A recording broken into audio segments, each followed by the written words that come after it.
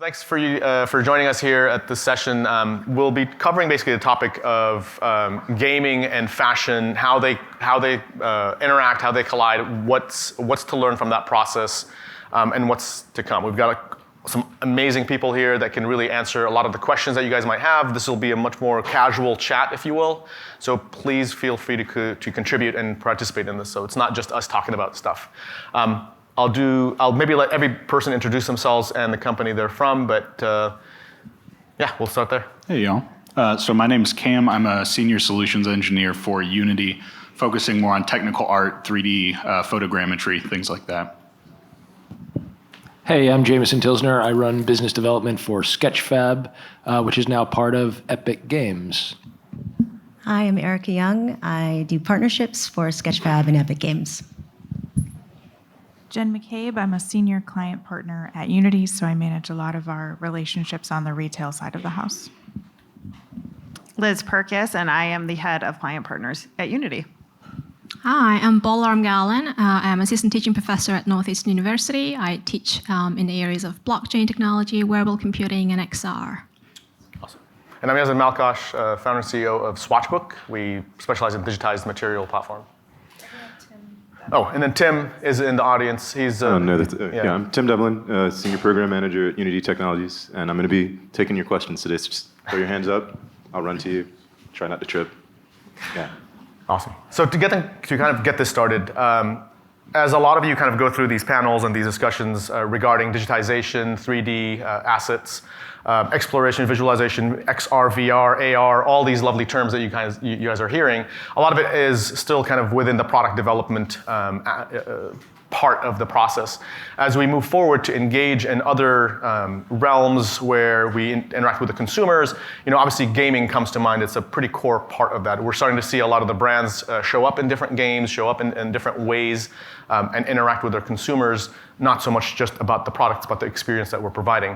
I'd like to start off with the panel maybe. We'll start with Unity first, kind of talking about, I don't know which person is going to be answering the question, but what are you guys seeing from your perspective, in terms of engagement with the brands, and then how are you, I guess, translating that to engagement with the consumers from your perspective on that platform? Go for it. I think when we start with the brands and the engagement, I think I don't know who said it in the last session, but it's very similar where they want to find a fit, but they don't know where they fit today. And the one thing that comes up is the metaverse. Where do you guys want to be within the metaverse? And where do you fit today? And how can a gaming engine help you get there? So that's one of the things that we see. And then really the consumer and brand is really, having that engagement, might it be in-store or online, and how can we enhance that? Do you guys want to add anything? Yeah, I would say our experience is similar. I would just note that I'm struck by the sort of diversity of uses of 3D among brands. And every day we hear a different idea that sort of comes from a different point of the process, be it e-commerce or marketing or creation. Awesome. Go ahead, Derek. I just want to add that I actually come from fashion and then entered tech. And I don't know about you guys, but when I hear gaming, I'm like, what? Like, what am I going to do with that? What I would say is I would see gaming as an umbrella term for how you can use 3D assets in innovative ways.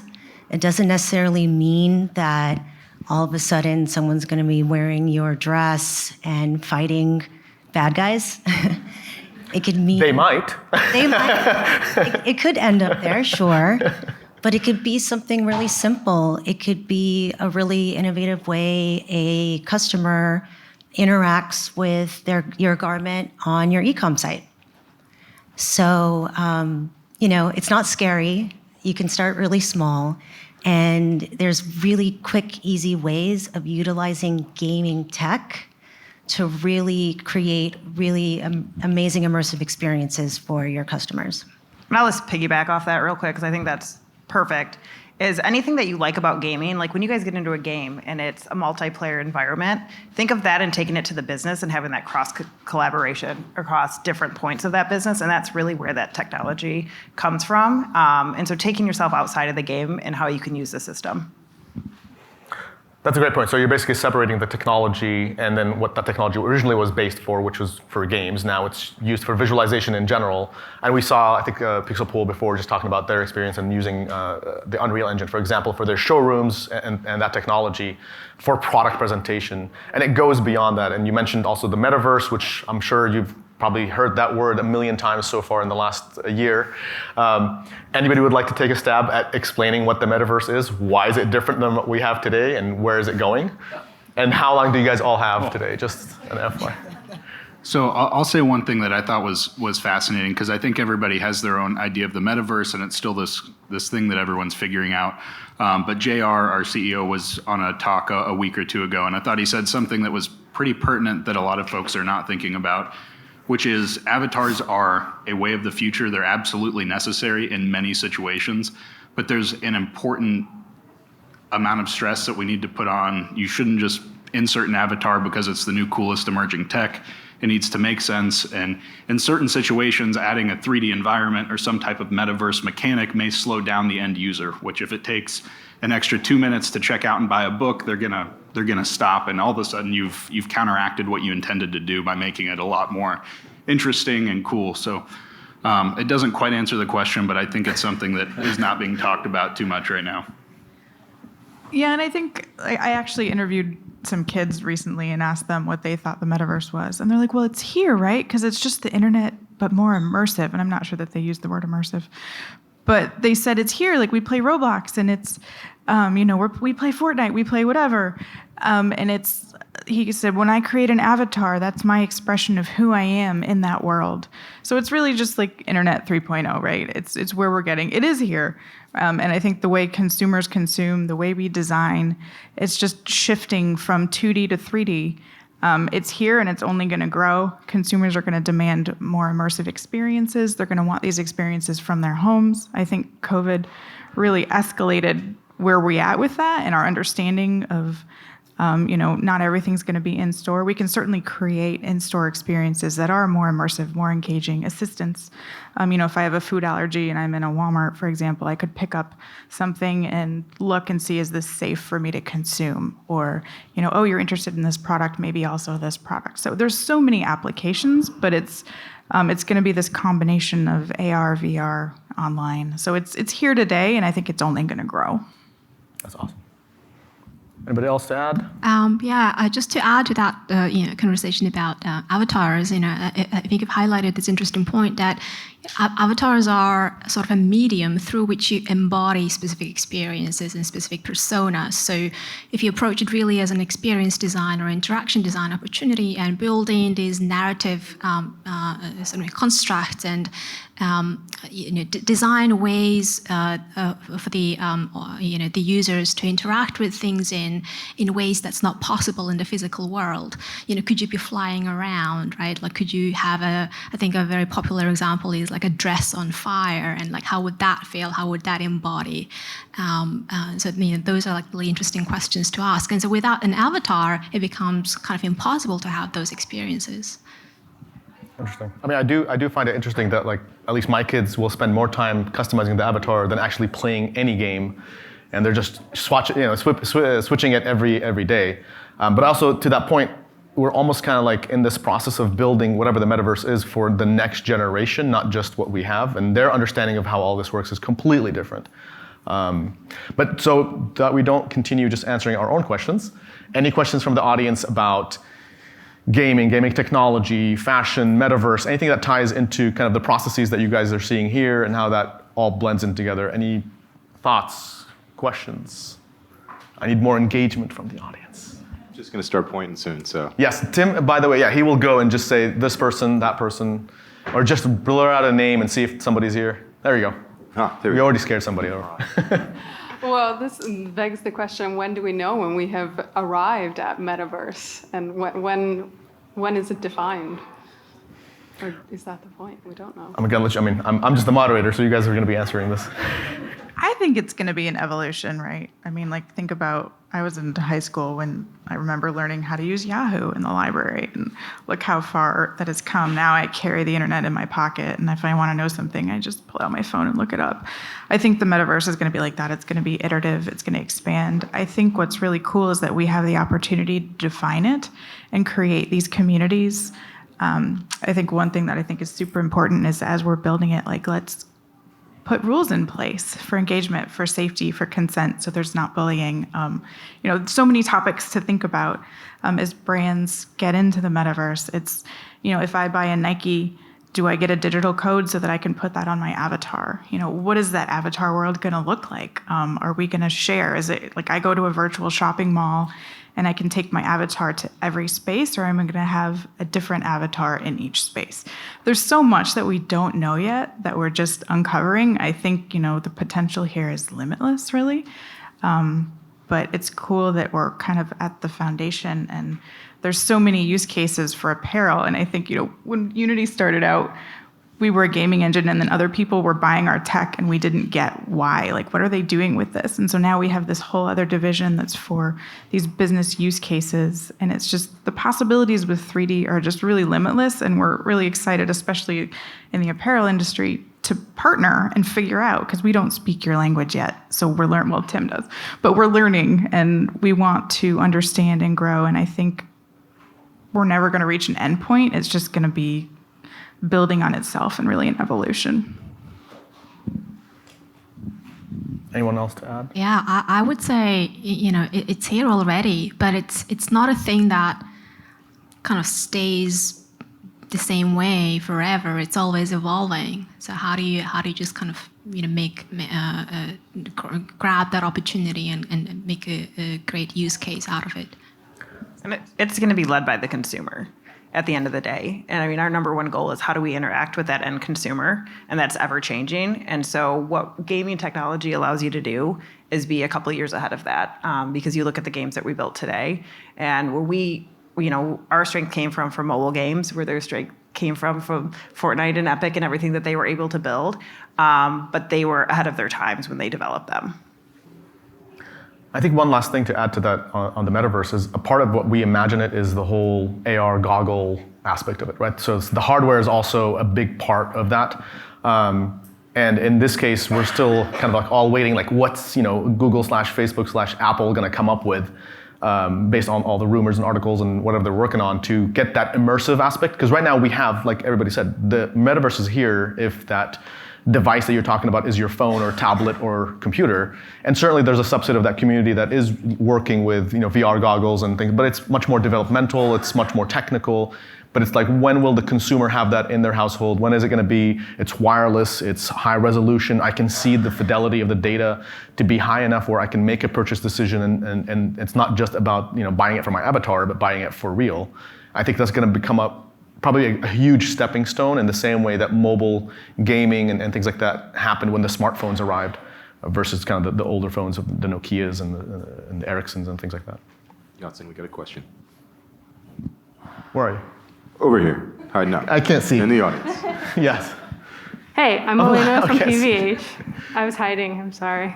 My question is, so I think we've all heard about these companies going into the metaverse and like snatching up all this real estate and then kind of getting in there first and then hoping the consumer follows. And you're touching on this, but I'm curious, from an apparel point of view, what is the analog? Like, what is the in for apparel? Because there's no asset there to like snatch up and then try to like piecemeal out. How do we bring people to the apparel? Like, how do we position ourselves in the metaverse so that they even know that we're there to look for us? I mean, I can touch on this. I think where apparel is going to come in is really yes, people are snatching up real estate and stuff like that, but I think we're also going to start having virtual malls. We're going to start having a whole virtual community, and that's where it's going to be important for apparel to get in front of it. And so you're there. And so it's almost, the bigger box retailers that might already have some real estate in there, where does your brand fall within that? And then how do we grow it from there? I mean, I would just add to that you have the ability to snag the real estate. I mean, I think this gets into the question of like NFTs and how do we work in this space. But it's just, I think, starting with just maybe a digital line for Roblox or Fortnite, or, maybe it's a code, or, I think, again, it's sort of, we're figuring out what this is going to look like. And I think what you don't want is, there's companies that have been working on this for years already. I think we're going to start to see like Kmart's and Blockbusters, where the people that don't invest now do get left behind as consumers expect these experiences. So I think if you're not thinking about it, start thinking about it. That would be my advice, just because it's going to be, as business moves forward down this path, you don't want to be the one that didn't invest in this technology. Excuse me. I agree. I think that the real estate analogy is a bit lacking. I understand this sort of rush to invest, and I think it's important. But I would think about it much more in terms of sort of the building blocks to getting your product into this 3D real-time environment, and then aligning that product or that brand to communities that already exist, that will have an affinity, or where you can sort of make an impact. I guess I'm somewhat questioning of this idea that building your own corner of the metaverse, as it were, should be forefront in a strategy. Sure, I mean, that can be a component of it, but finding consumers where they naturally hang out, I think, makes more sense, personally. I saw a graph the other day, and it was talking about where brands are allocating their advertising, budget. And, TV was kind of down here, magazines, newspapers, everything was about the internet. And I think it's a natural progression for us to think about ways of capturing our customer via the internet. And so what's next? 3D is an amazing tool to, have or allow a customer to interact directly with that, product online. And so obviously there's going to be more and more money put towards finding ways of utilizing 3D to create these, really interesting ways of capturing your customer via the web. But to go back to that other question about the metaverse, what the metaverse is, for me, I think it's just an idea. You ask, one person what the metaverse is, they say one thing. You ask another person what the metaverse is, they say another thing. What I think it is a time when we start associating ourselves with a digital representation of ourselves, purely that. And that could look and mean so many things to so many people. And we're all right, like if it's us as a Roblox character, that's the metaverse. If it's, us putting, doing virtual try on and like seeing, what a digital, dress looks like on us, that's also the metaverse. NFTs are also the metaverse. It's that association with your digital self. So a lot of people are going to explore that in many different ways. And do you want to be those people who allocated your, advertising dollars to the newspapers and magazines down there? No. You want to, start exploring all those new creative ways that everyone else is exploring, So how you apply 3D, what metaverse means to you, you can, carve out your own way of making it work for your brand. But, why not? It's a customizable experience, really. Yeah. I mean, you think of what consumers like to do. They want to customize their shoes, their jackets, their everything. The metaverse is going to allow you to do that. So I'll also say, just to speak on what Jameson was talking about earlier with virtual real estate and there being kind of an inherent risk, is that something that everyone in this room can work on is the standardization of practices. And if there are 19 different large purveyors of virtual real estate, 18 of those are probably not going to win. And if you've put your money into those pieces of virtual real estate, it's going to be a rough time for your marketing budgets and dollars the following year and justifying why the money went away. So I think that's a part of what we can all be doing together, is coming up with standards and saying, if there's going to be a virtual environment, we're all going to participate in this one. And that's why, and we're not moving because that's going to cannibalize our own businesses and each other. So that's something to keep in mind. Yeah, and I just want to add to the conversation about how fashion can enter this space, right? I think it's helpful to try to define what fashion is, what value fashion provides. And often, when we think of fashion, we think of like physical products, right? And that's where I think we get stuck, that we have to kind of try to sell a product, and this time it's a digital product. But fashion goes beyond just a product, and it's about individual identity as well as social identity. It's about relationships. It's about culture. So how can you, leverage these things and sort of think beyond, the very specific experience one has with a product, but in the long term, what type of relationships are your customers building with the brand, but also with each other? What kind of communities are being created, and those things will also contribute to how loyal for example, a customer is to a brand, or beyond that initial interaction, what happens afterwards. So I think looking at fashion broadly and not necessarily thinking of that sort of tactile experience or the product-oriented experience would be helpful, I think. Yeah, just to add on to that, I think it's interesting that you bring up the real estate base, because the metaverse, it's a thing. Maybe it's not a thing. It's coming. Maybe it's not. Maybe it's here. Maybe it's been here. But if you think about people buying up the real estate, no matter what, we can commonly agree that the metaverse is still a space populated by people, and we are the real estate you can't buy up. So how is that important to fashion, and why does it make a difference now? In the physical world, there's a lot of things that connotate who we are that are outside of what we wear each day, and we have a lot of cues that we can give to each other, or things we can do and experience in the world. Some people flew here, some people took a car, some people rode their bike. That's all an expression of you. And the metaverse, that's a teleport. That's just clicking a button. The only thing, if you look at like the hierarchy of needs that is really going to distinguish yourself, your representation of who you are, your community, the expression of your brands, is going to be what people wear. And that's the intersection of fashion. That's why we're all super curious to be on the stage, talk to you guys, figure out what's important to you in that space, because the consumer is already making that connection at a very young age. Eric and I were speaking earlier about the data on where's the money really going in gaming when people buy add-ons, buy into games. It could be in things that enhance your game experience, but they're actually spending way more money in things that create identity within the game, skins, different things to identify yourself. And that's the future that's coming at us now. So that's what's important to fashion in this room, and it's also the real estate that can't be bought. I just want to say one quick thing. I think you guys could relate to this, but I change my hair a lot. And whenever I change my hair, I change my emoji on my iPhone to match it, because it's like somehow that matters, And so when I laugh, it's like in my new hairstyle. So It's a real world use case. All right, so we got a question here. Yatsen, you got one? You keep moving, man. I can't track you anymore. Thanks for the conversation, guys. I'm Charlie. I work at Nike. The question that pops into my mind is, especially working for a company like Nike,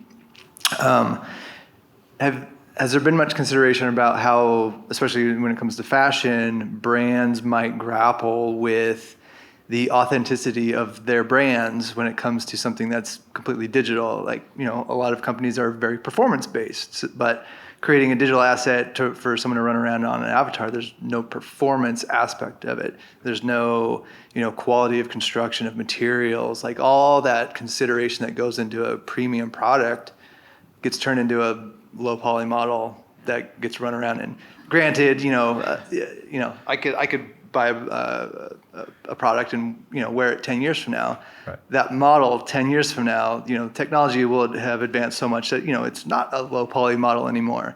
So even the continuation of that asset, does it get up-res along the way? Right. I guess that's a sidebar to my main point about the authenticity and the grappling of premium construction and actual physical products versus a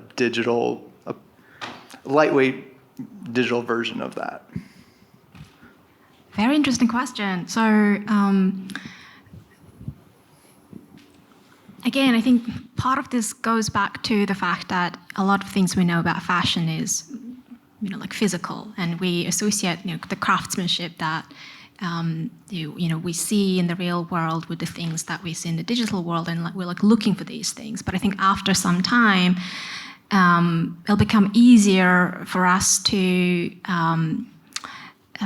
sort of disconnect the two, because I think eventually what will happen is we'll begin to define craftsmanship, define luxury in completely different ways, and we're no longer looking for these sort of imperfect, stitching line or like old, worn leather, or like that texture. And there'll be new ways, I think, we'll begin to understand luxury or begin to understand craftsmanship in XR, and that's the really exciting area. I think we can define that,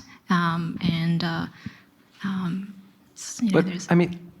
Yeah, I agree, and I think that is like a very important consideration that, for the most part, we haven't given enough attention. But I don't really want to live in a world where I can't buy physical Nikes, and so I don't know. I feel like we're getting a little bit ahead of ourselves talking about craftsmanship in a purely digital world. I think that this world that we're envisioning of the metaverse hopefully coincides with physical meeting and wearing actual Nikes. Well, maybe it's a combination of both, right? Just like everything else, it's that experience you're looking for. You don't, maybe you don't like that, or maybe that's not what you're looking for, and somebody else might be. So all I'm looking for is Nike levitating shoes with rocket boosters, add-ons. If you can do that, that's gonna get us going. But I mean, that's the craftsmanship, right? I think Nike or any other brand, it's the continuation of that. What makes them different, right? There are multiple companies that make shoes. What makes Nike stand out for what they do? Certainly right now it's performance, but also design. And it's gonna, it's performance in game, it's performance in my virtual world, if that's what I care about. And can you give me something that the other brands can't? Or maybe give me something that's uniquely you versus another brand that's out there as well. I think that's gonna become that craftsmanship that we're discussing, that you cared about performance. Maybe there's in-game performance. Maybe it's the look of it. Maybe it's what it does.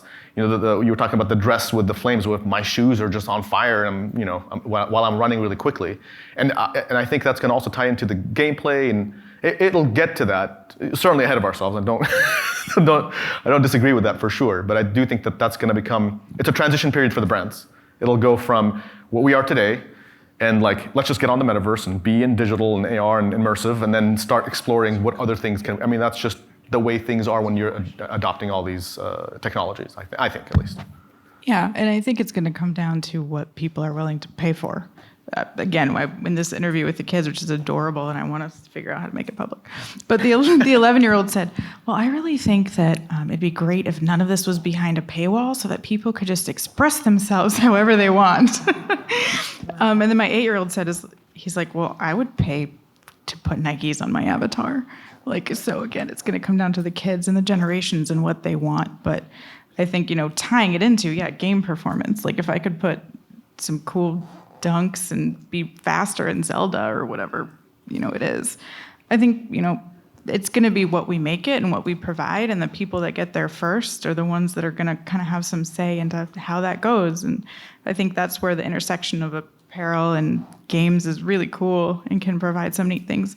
And for the record, I have to limit how much my kids spend in these games, because the number one thing they're spending their allowance on is skins and changing their avatars and stupid hats. And to me, that doesn't matter, but to them, that's how they're presenting themselves in these worlds and how they're perceived.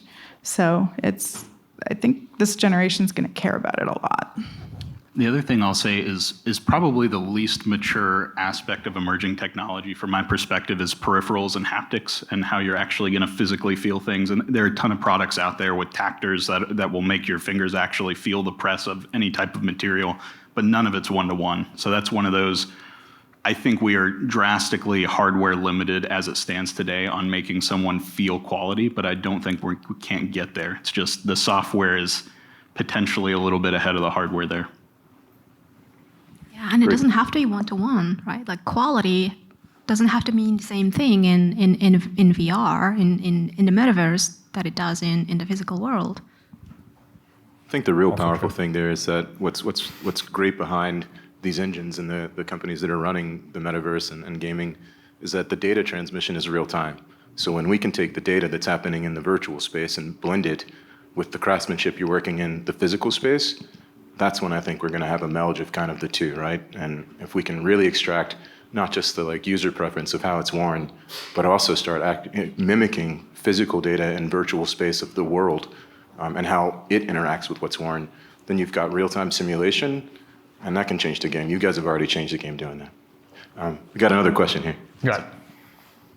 Oh, thank you. Yeah, just a quick question. Definitely my intention is not to dim the mood, but I am curious if anybody is doing any research or looking at the throttle point between the impacts already of social media, screen time, and things like that on the mental health of youth, their ability to get outside. And I ask that in respect of, like, let's say you're a team member at Under Armour and you're a very purpose-led company and you're focusing on access to sport and getting kids outside, and you know, screen time then is going up, and we're part of the metaverse and it's having an impact on mental health, and you know, we're focusing on making people better.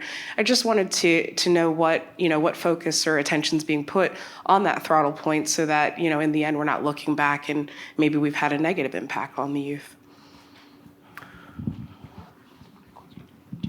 So I'll take a stab at this. So in my master's program, that was actually a focus of our studies, was basically how are we going to affect the psychology of players, and specifically children.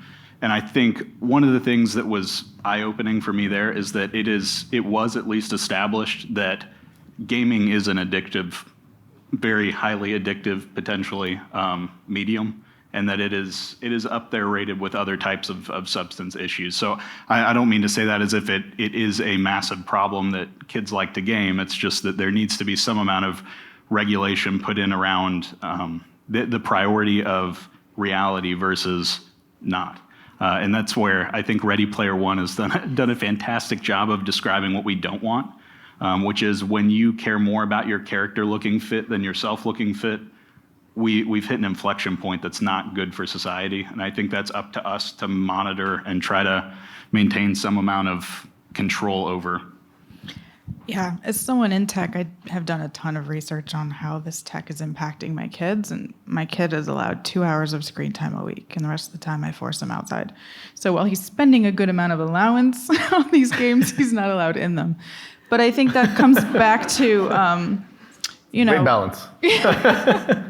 I think as we build out what this metaverse is, like, I would love it if, like, my own company, we have a channel going around, you know, what are the code of ethics? Like, what controls are we building into these games? Like, I don't know, most people probably don't know, but like VR headsets, it's really bad for developing eyes. Like, I think there's an age limit of like 13 or 15 or something. And then you see TikToks where 3-year-olds have these VR headsets on, and I'm just like, no, don't do that. So I think it's about education. I think as tech companies, I hope that we take a stance and start building in things that make these safer. As we build out communities, you know, code of ethics, what we will allow, I think we'll start to see monitoring, bots that do monitoring. I think it's a really important topic, and as we're laying the groundwork, I think it's important that we build in those guidelines and educate people on the impacts, especially to children. Yeah, regulation is a great point, right? And also, I think, you know, as with any new technology, there is both a good and a bad side to it. And like one example, just from like a paper I was reading the other day, is that apparently in VR, and this might have already been, you know, kind of touched on, you know, during this conference, that apparently in VR there is this time compression phenomenon. So, you know, 5 minutes spent in VR feels more like just, you know, under 4 minutes compared to, you know, if you were just looking at a monitor and playing a game. And that has, you know, good and bad sides. You know, you might be spending long hours in VR, but it feels like it's not that long. And the opposite side of the spectrum is that you can use that, you know, to create interesting experiences. You know, for example, if someone's having a lot of pain, you know, designing a metaverse experience or VR experience would make them feel like not a lot of time has passed. So they would perceive as though, you know, it hasn't been that, they haven't been in pain for as long, if that makes sense. So there's advantages and disadvantages, and it's it's about how you use the technology, how you regulate the space, I think. And I think just to add on this, we understand that this is something that the industry should take upon itself, but I also think that parenting just needs to be more a part of I mean, I remember, I'm going to sound like the guy that's get off my lawn. But when I was a kid, my parents constantly like, you can't play this for 8 hours a day. And they'd get on my case. And I think we just need to, it's a partnership. It's not the technology. I mean, the kids are just massively intelligent and they will find ways around your screen time, your lock codes. Like they just go around it. And we, I think, need to also be observant that it's a partnership between the industry and the parents and the families that are there to try to help, give them some time. Sometimes they'll break it, sometimes they won't. It's a balance. It needs to be a balance between both. We can't just think that Unity or Epic or anybody's going to solve it for us. Unfortunately, that's just not the way it is in the real world. It wasn't before. It isn't here. I mean, TikTok and all. It's funny. I learned that the hard way.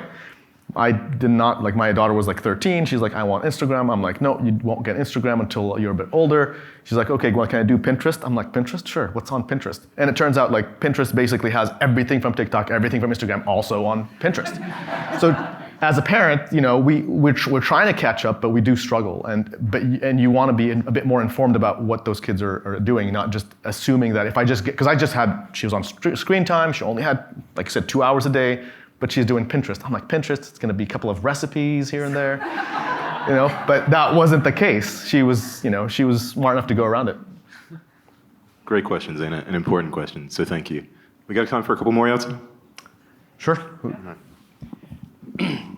Hi, do you see Metaverse property as the new domain name? So if you remember back I'm old enough to remember, in the late 90s when the internet was new, all these prospectors went out and bought all these domain names from like Nike.com, Coca-Cola.com, and they eventually knew that when the brands got keen to it, that they could sell it at a higher price. So with the Metaverse being Web 3.0, is Metaverse property the new domain name? I mean, I think there's a bit of that. I think back to the real estate question. So you're going to have companies that will build communities and other ones that are cash grabs, right? That's probably the biggest challenge. And if you've seen and watched like the cryptocurrency and NFTs going down in that, is because there was a lot of that. There's certainly some that are trying to build communities. It's not just, hey, okay, you get a space. And I think that's yes for those, but it's figuring out what that looks like for the ones. How do you distinguish that from a cash grab? Because it's almost, the reason we have the bubble is because of that to some degree. In all sense, it's not just that. But certainly yes. Yeah, so not necessarily, like when the domain name first came out, there was a cash grab. Sure. But eventually it all just settled down. Yeah, the bubble happened. People got their domain names, Yep. and now it's no problem usually getting the name. So what I'm saying is, with Metaverse property, is like, if it's Web 3.0, is this just a new, like I said, a new internet, a new domain name where instead of people going to the 2D environment, they'll go to the 3D. Right. I personally think it's basically visibility of the brand somewhere, wherever people are hanging out. Back to, I think Tim and maybe Cam mentioned, it's where are people spending their time, but I'm just the moderator, so I'll let you. Personally, oh God, sorry, I just knocked over my water. If I, were representing a brand, and I wanted to think about being metaverse ready, I would think less about a domain name or a space, real estate, whatever you want to call it, and more about how do I ensure that there are assets from the production process that I can leverage today in e-commerce and marketing, and that eventually I'll have built a pipeline that will make it easy for me to engage with users on the metaverse. I don't know if that answers your question, but that's where it leads me. Is I feel like there's a focus on, and maybe this was your point, on building for this environment that we envision that may or may not actually come to pass. Yeah, that's kind of my point. I think there's a lot of hype around it, but I think if it really becomes viable, I think the market will figure it out. I mean, the same way that people just bought the domains later for a much more expensive price. If you're going to get that visibility, you're willing to pay that money, right? Companies like Nike and others are going to take that advantage if you can. All right, we had one more question, but I think we got the signal. I think that's it. So. That's it? All right. All right. Well, this was an awesome panel. Thank you so much. Thank you, everyone. Cam and Thank you. everybody here. Thank you, guys.